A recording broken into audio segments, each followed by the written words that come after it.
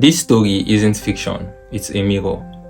Let's talk about what no one wants to say, but everyone needs to hear. There were four people. They never met, but somehow they knew the same pain.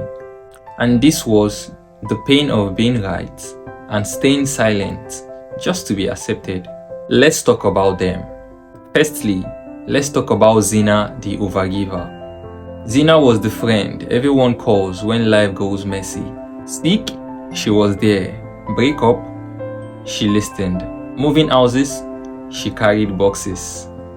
But the day she needed someone, the day her father had a stroke, she sent messages to 5 different people and no one showed up. Well, she could have said something.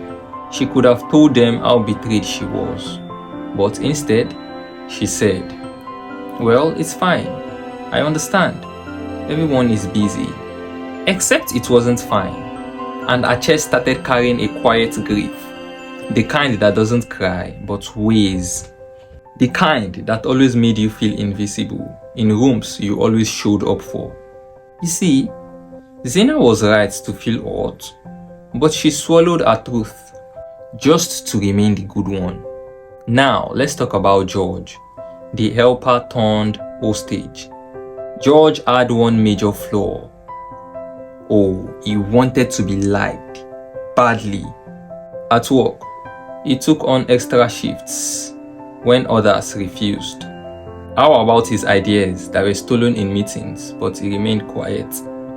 At home, he gave his partner everything: his money, his time, and even his voice. If she doesn't like something, he changed it.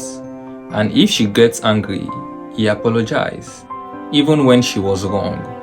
One day, during a family gathering, someone laughed and said, "George is a husband, a housemaid, and a ghost all in one." Everyone laughed, with his wife included. George smiled too, but his eyes told the truth of how he was dying in silence, just to be loved. Now let's talk about Amaka, the one who finally spoke.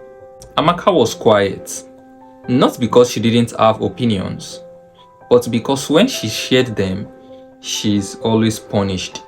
Growing up, anytime Amaka said, "I don't agree," she was always labeled rude.